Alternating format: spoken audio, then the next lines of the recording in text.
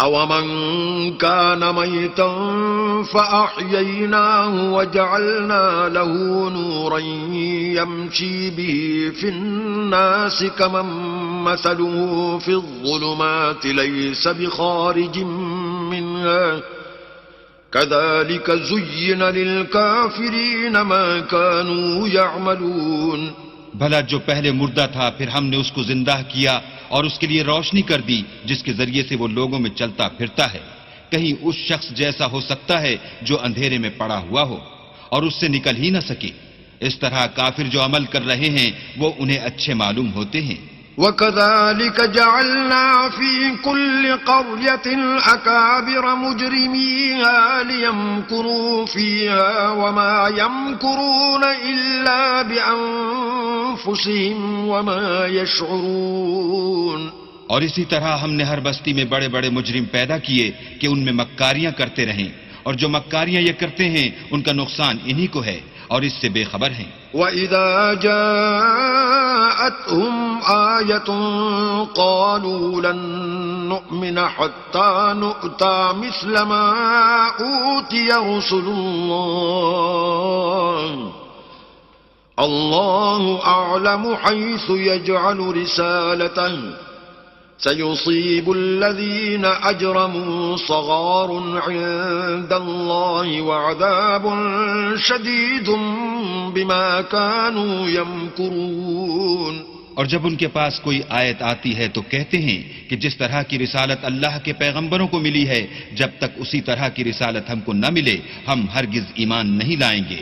اس کو اللہ ہی خوب جانتا ہے کہ رسالت کا کون سا محل ہے اور وہ اپنی پیغمبری کسے عنایت فرمائے. جو لوگ جرم کرتے ہیں ان کو اللہ کے ہاں ذلت اور عذاب شدید ہوگا اس لیے کہ مکاریاں کرتے تھے.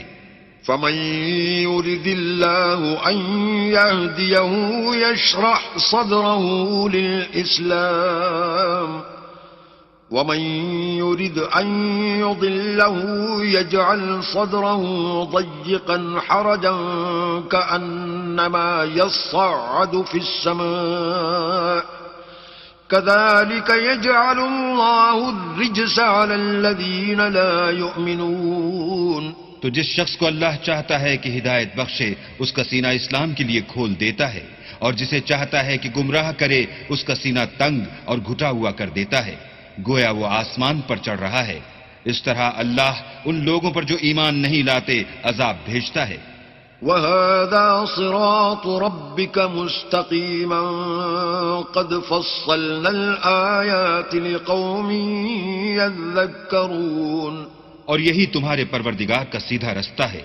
جو لوگ غور کرنے والے ہیں ان کے لیے ہم نے اپنی آیتیں کھول کھول کر بیان کر دی ہیں. لَهُمْ دَارُ السَّلَامِ عِندَ رَبِّهِمْ وَهُوَ وَلِيُّهُمْ بِمَا كَانُوا يَعْمَلُونَ. ان کے لیے ان کے اعمال کے صلح میں پروردگار کے ہاں سلامتی کا گھر ہے اور وہی ان کا دوست دار ہے.